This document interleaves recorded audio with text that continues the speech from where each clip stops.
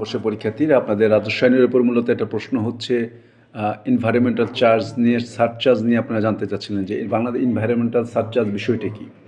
পরিবেশকে রক্ষা করার জন্য বাংলাদেশ সরকার একটা অতিরিক্ত কর ধার্য করেছে যার নাম হচ্ছে এনভায়রনমেন্টাল সারচার্জ, এবং এর মাধ্যমে মূলত বিভিন্ন ধরনের যানবাহন থেকে শুরু করে এটা মূলত বিভিন্ন খাতের উপর এটা কর আরোপিত হয়, যা পরিবেশের উপর নেতিবাচক প্রভাব থেকে রক্ষা করার জন্য মূলত করা হয়।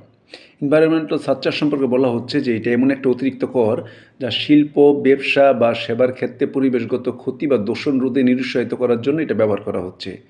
এই সারচার্জ সরকার নির্দিষ্ট খাতে আরোপ করে এবং এটি পরিবেশ রক্ষার পেছনে ব্যবহৃত হয়। অবশ্য কোন কোন এনভায়রনমেন্টাল সারচার্জ আরোপ হয়, এনভায়রনমেন্টাল সারচার্জটা মূলত কোন কোন বিষয়টা আরোপ করে সেটাকে আমরা এখন আলোচনা করব। যেমন কেমিক্যাল বলা হচ্ছে, টেক্সটাইল, পেপার, প্লাস্টিক, তারপর গ্যাস নির্গমনকারী যেসব যানবাহন আছে, ট্রাক, বাস ইত্যাদি। তারপর হচ্ছে অন্যান্য পরিবেশগত যেমন বর্জ্য নিষ্কাশন, পানি দূষণ, হ্যাঁ, এরকম বিভিন্ন ধরনের যে প্রতিষ্ঠানগুলি আছে, ইন্ডাস্ট্রিয়াল ফার্নেস, বড় মেশিন, জেনারেটর, এগুলির ক্ষেত্রে এটা হতে পারে।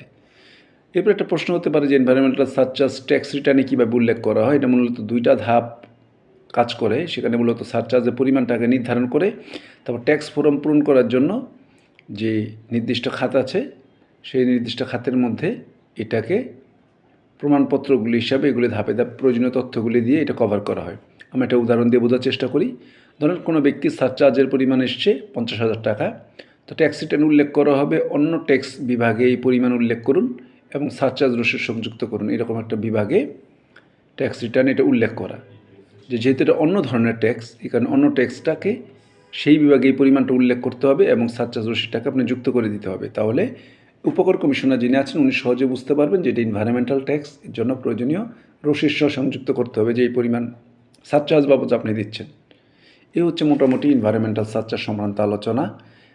এই বিষয় সম্পর্কে আপনার প্রশ্ন জানতে চেয়েছেন, সেজন্য আমরা উত্তর দিলাম। প্রতিনিয়ত বিষয়গুলিকে আমাকে জানাবেন, আমরা সেই বিষয়ের উপর ভিত্তি করে প্রয়োজনীয় চাহিদাগুলো পূরণ করার চেষ্টা করব। আপনারা সাবস্ক্রাইব করবেন, কমেন্টে আমাদের মতামত জানাবেন, সেই অনুযায়ী আমি প্রস্তুত আছি এবং ইনশাআল্লাহ আবার ফাইনাল ইয়ার আবার এরকম করবো। আর ইতিমধ্যে 2-1 দিনের মধ্যে যদি আরও কিছু দরকার পড়ে আমাকে জানাবেন।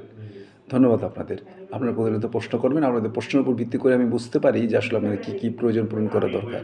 ধন্যবাদ সবাইকে। আবারও ভালো থাকবেন। আপনাদের অগ্রিম হ্যাপি নিউ ইয়ার জানিয়ে আজকের মতো ক্লাস শেষ করছি। আসসালামু আলাইকুম।